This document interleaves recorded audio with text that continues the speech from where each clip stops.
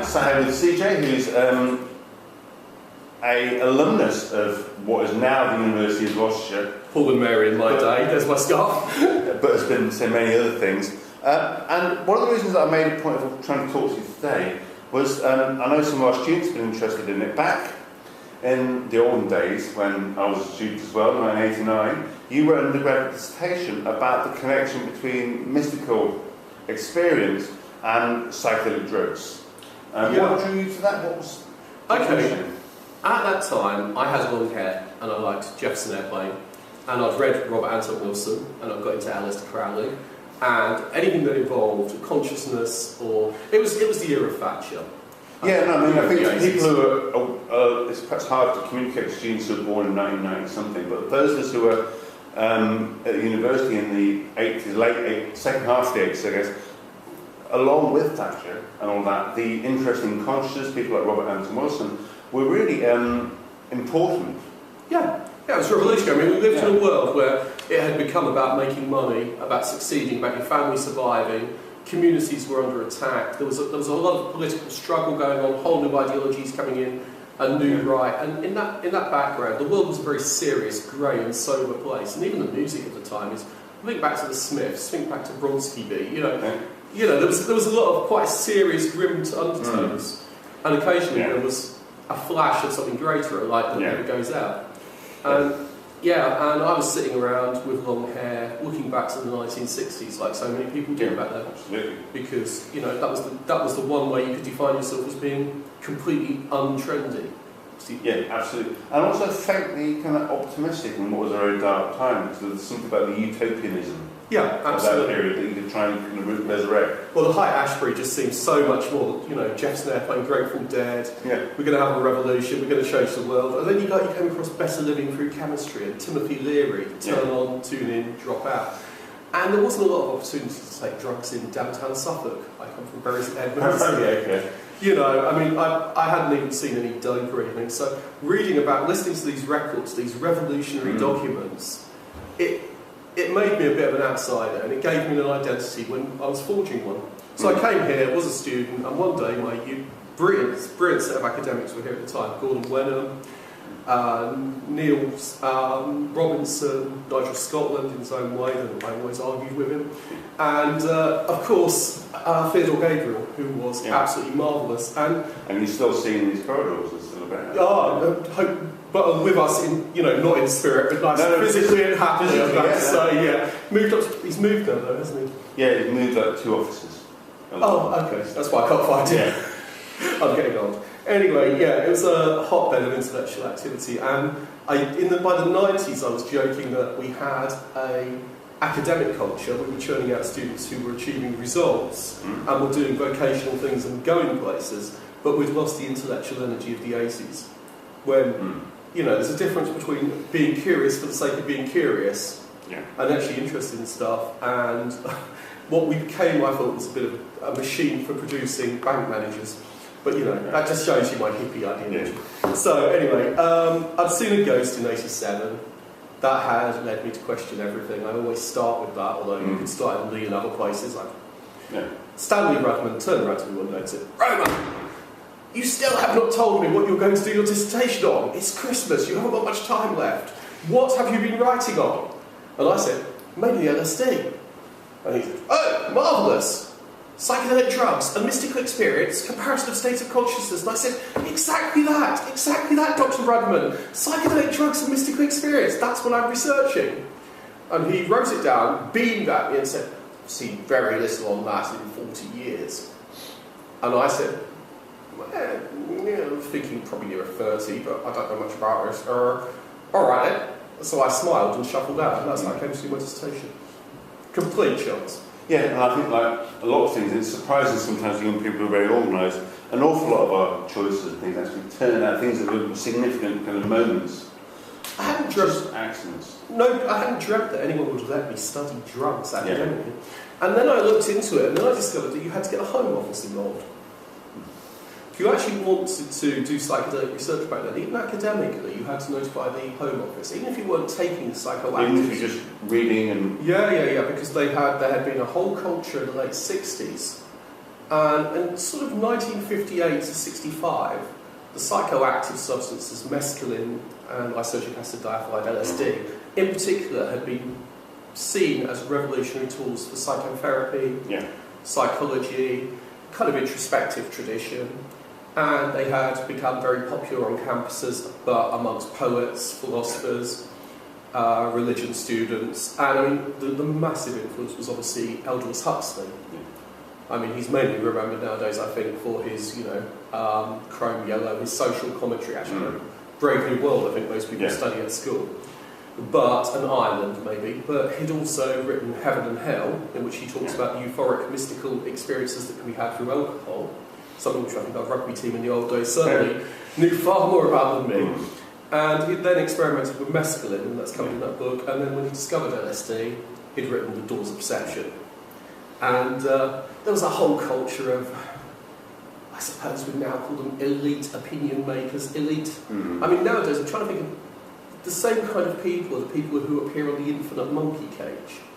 That kind of Robin Ince, Brian Cox, those kind of opinion-leading intellectuals, public intellectuals. A lot of the public intellectuals were experimenting with LSD. And where it all went wrong was when that made its way to the more plebeian rock stars. Because the establishment was, while it was only establishment, poets and philosophers like Huxley, who were sitting around taking LSD, well, it's a daring and interesting thing to do. Also, is there something about the kind of very kind of British culture that wants, if people are doing it kind of for intellectual and cultural reasons, if people are having fun.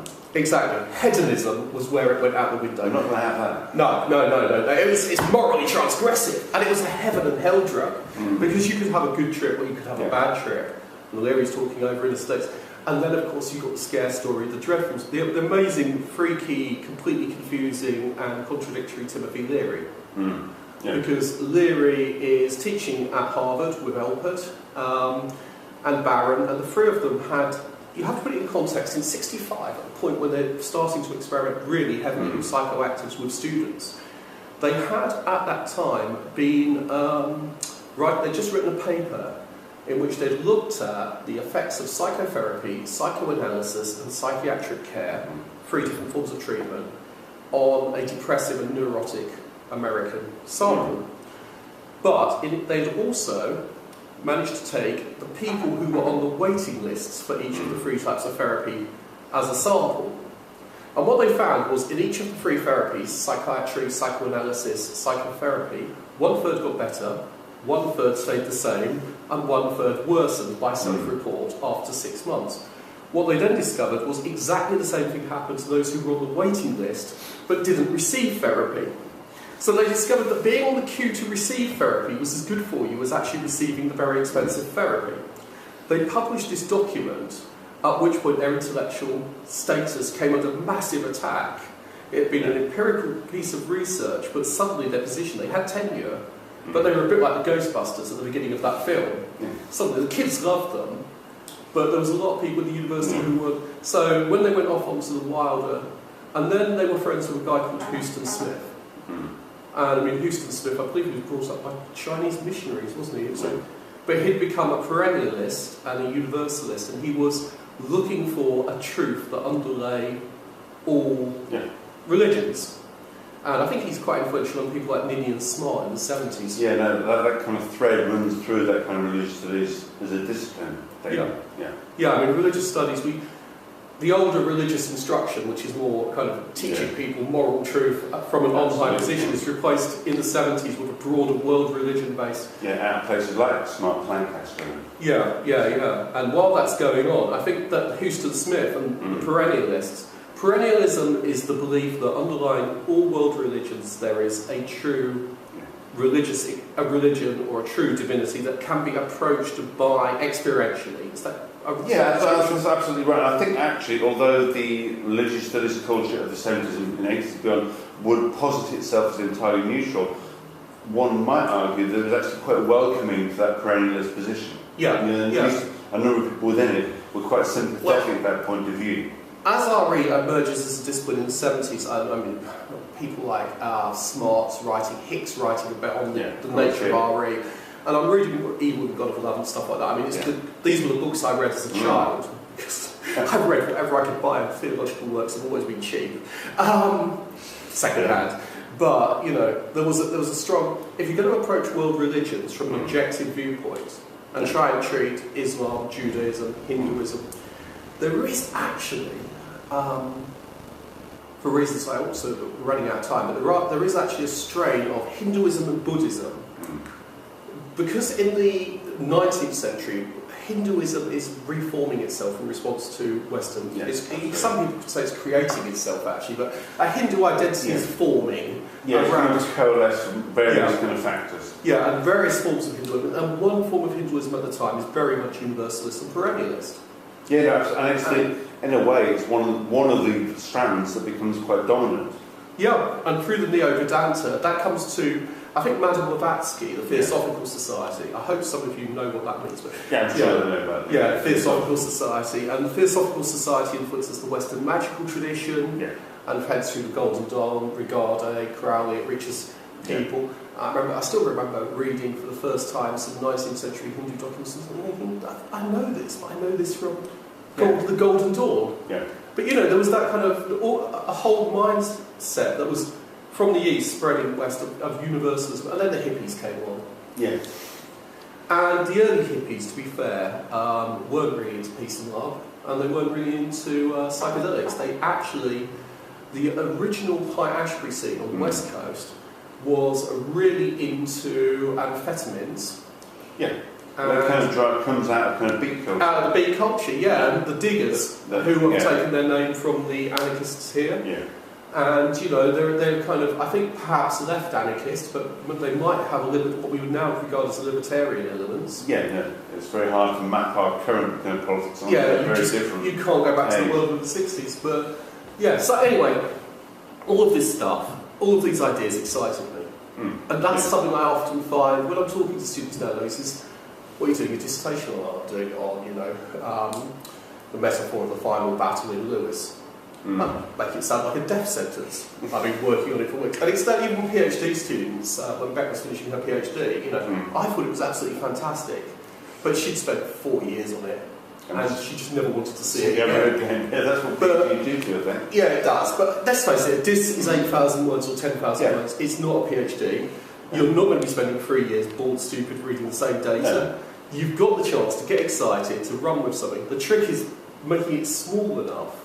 That's always the trick with people who've chosen something good, is that they want to say everything. And you just can't fit it in 8,000 words, and you're excited. So you've got psychedelic drugs and mysticism. So what was I going to do? Right, okay. The notion at the time that comes out of a lot of the work in the late 60s, there's a ban, basically, drugs are bad. Yeah. And in 1965, it's declared, October 1965 in America, drugs are bad, and they ban LSD. And the Americans have got a different system. They basically ban things, they're legal till they're banned, which is why you have constantly chemists inventing new variations, MDMA, STP, LSA. In this country, it's illegal until we say it's not. Yeah, everything's illegal. Yeah. And if we say it's okay, it's okay. But anyway, so the whole drugs culture here was very different. But in 65, in England and America, drugs become illegal. And because of that, there's an attempt by the Learians, as we could call them, to try and turn on the world. Yeah. And the only way to do that is to mass manufacture LSD, and they believe that drugs will cause a revolution in consciousness. And that just really, you know, at that point, persecution comes down. Yeah, because they're very open about that aspiration. It's not a kind of secret, or, you know, it's very kind of broadcast. Yeah, absolutely. That's what we're going to do. Yeah, we're going to change the world. And, I mean, we could talk about that. It'll take 150 hours. We've already talked for far too long. We can edit this, so I'm sure. Okay, you've got to go. I've got to go in a minute. So ignoring that context, we've got the context, but the basic claim that was made by a number of writers in the late 60s was that the psychedelic experience can be mapped out directly onto the mystical experience. So what they experienced and what they found in text from the mystic tradition had an affinity that was kind of, for them, they felt undeniably equivalent or near to. I'm tempted to play a line on YouTube, but by the time I've searched it, it takes too long. So I am he as you are, he as you are, me as we are all together. The opening line of I am the walrus. Yeah. from the Beatles. And to me, that first line where everything is merging, I am his, you are his, you are his, we are all together, it's the monistic religious experience, the sudden feeling of becoming one with the table, the floor, with Dave, the whole universe merging, the dissolution of consciousness, the dissolution of ego. There was a time actually when I was teaching here in the early 90s when I was jokingly known as Dr. Ego Diaf, because I used to talk about ego death. Yes, so absolutely. that was what it was coming, and for those who were influenced by Hindu and Buddhist traditions, this kind of unity of consciousness was often equated with Freud's oceanic consciousness, the primal, pre-semiotic cora, pre-mirror stage feeling of not knowing, having no boundary. So those experiences were, and Zeiner and others, a lot of the writers on mysticism of the time embraced this and said, Well, Zen talks in the collection of Hindu scriptures about the barrier collapsing into his subject-object. Yeah, He's very keen to foreground any Hindu textual analysis with a kind of Advaita Vedanta, neo-Vedanta kind of representation of oneness as being the primary feature of mystical, but also Hindu. He wants to take very partial stance, I guess. Who was a very stuffy English author who wrote Anglo-Saxon Attitudes? A.N. Wilson, something like that. But it was one of the novelists who said, I took LSD, a large dose of it on one occasion, and all I felt was a slight dissolution of the sense of I and thou. Beyond that, nothing. And I thought it was wonderful. Yeah. But, he really probably got his good Anglo-Saxon feelings as well than Ray anyway. So the feeling for the tour was around. Yeah, he did, however, feel that there was a slight loss of I and thou had become, and I thought that to me made me laugh. However, there is a problem, which is, firstly, the psychedelic experience is an incredibly complicated, very diverse experience, depending on, as Leary puts, set and setting. Yeah. The most important thing on what you get out of it is what you take into it, perhaps. And, there are bad trips. Heaven and hell, I know them well, I haven't yet made my choice. Sorry, that's the mission. That's 80s golf. But it's all going on in the background, all about even this kind of stuff, all at the same time. So, firstly, can we even talk about psychedelic experience? Leary translated the Tibetan Book of the Dead very badly, apparently, according to scholars, and renamed it the Psychedelic Experience. And he said it was a manual, it's a book on how to die, and how to do with, what do you call them? Neuropomps? No, psychopomps. How to negotiate psychopomps of Tibetan religion as a manual. I'm sure that the Tibetan Book of the Dead would not be what I would turn to if I was going to go tripping. No, absolutely. It entirely is focused on mortality and death and risk and darkness and everything about it is death and it's overcoming ego death, destruction of the. It is a journey where predominantly you're in peril and the risk of things not working out as they should. And the thing is that with Leary, what actually happens is quite the opposite. His ego doesn't disappear. He becomes a messianic figure, a guru. He suffers what was later referred to by one of his disciples as ego inflation. And Elpert goes off to India, becomes the guru Ram Dass, and I think he's progressed. Obviously, he's no longer the same person. But Ram Dass, I can't comment on his spiritual teachings because I'm not familiar with them. But clearly, he entered into a different position. And I think I'm not going to turn around and criticise these people because I think actually they might have had something valuable. But I don't know because I've lost touch. I can't follow where they went at that point. It's outside of my sphere. But I think that point is that there was a real kind of attempt to draw together a version of mystical experience and psychedelic experience. But I think, as you said, the psychedelic experience isn't a unified thing. Well, what happens at that point is you've got Esalen, and you've got whole attempts to create spiritual technologies, and you've got Stanislas Grof's holotropic breathing, and there are ways, he starts to develop ways to reach altered states of consciousness without using the drugs, which I actually found quite interesting. But, to me, there's a massive problem, which is, when you actually read Saint Teresa, when you actually read an awful lot of the Western mystical traditions, they are not monistic. They are not unitary experiences. They are encounters. They're very dualistic in their primary Absolutely. Yeah. So, there are people like Weber who are still arguing today, and loads of philosophers, actually, I use the term loosely, loads of gurus, New Age writers, Ken Wilber being the most famous, who are arguing that there's a unitive path to transpersonal consciousness. And yeah, you certainly come. That's still a kind of a common trope in New Age cultures. Right? And the one thing I got out of all this was a sense that perennialism. Yeah, I mean, Ferrara's criticised Wilber. There are critiques of Wilber's narrative, but Wilber's narrative is very popular in the New Age, and it seems to have kind of such an appeal to people that it catches them. And then once you've been caught by it, it's very hard to take a critique on board in that sense. Well, one of the things was that you were meant to develop to an ultimate end state, and it could just be that, perhaps as Wilber argues, the encounter mystic's already somewhere on the path. But to me, there are at least two, possibly three, distinct mystical experiences, and they each have their own criteria. And I really ought to at some point just give you a link to my paper, because it describes the attributes that I gave. Now, of course, when you're trying to map experience, you're walking on quicksand. And the one thing that actually this whole experience of writing about psychoactives back then made me was incredibly, immensely cynical. Yeah. And that cynicism turned me against much of what is now described as the New Age movement and the word spirituality. When I hear the word spirituality, I reach for my gun. It's only the absence of a gun which means that many people are alive. Should I have a guessing gun? That's the New Age people, yeah. No, jokes aside, though, I came out of that whole experience of the undergrad dissertation with my mental polarities kind of quite skewed, because I'd gone into it. But the kind of, from a distance and from a kind of superficial attraction to it, it seems obvious that there's a connection between mystical experience and alternative. The closer you get, the more messy and complicated and religious experience is that these aren't simple things. In the 21st century, after about 2003, there was a shift in the way religious experience was viewed by many people, and it was seen in terms of mental illness, delusion, and it was post 9/11, I think. Yeah. It was and also reductionist neurology led to fMRI studies, and we're not going to get into the whole salmon business here, but the fMRI people were saying, well, we can now show which parts of the brain light up. Harland and Wolff, people like that, saying during meditation this is happening.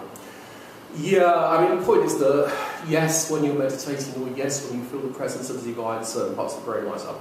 If you eat chocolate ice cream, certain parts of the brain light up. If you have sex, certain parts of the brain light up. The fact that our experience is mediated neurologically by something in our noggins is not to be interesting.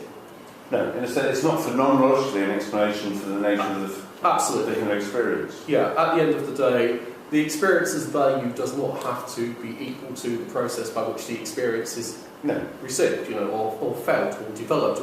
It could just be that it arises as an epiphenomenalistic phenomenon from those experiences. But to me, there's always been a possibility that there is something greater, ontologically greater, to the experience than simply the neurological interaction. I don't know. I just want to believe, maybe. Maybe, but I think that account of your kind of writing and how you went through that kind of process of looking at it and where you came to it, I think for people who are interested generally in it, it's really useful. And will give them a sense of, at least where to start thinking through it. The place to start is to look at Punker's Good Friday experiment. I was turned down permission to my experiment, which was to feed mushrooms to cows on that Campden Hill and give half the students in the chapel cow urine dosed with psilocybin or fiagaric, I can't remember which one, it's fiagaric, and the other half got, this is risky, I was going to poison them. Unfortunately, they hadn't got ethics committees in my day, but even so, the department looked askance, apart from Theo, who thought it was funny, because he knew I was joking. But in those days, you could joke a lot more than you can nowadays, I think. Yeah, absolutely. With that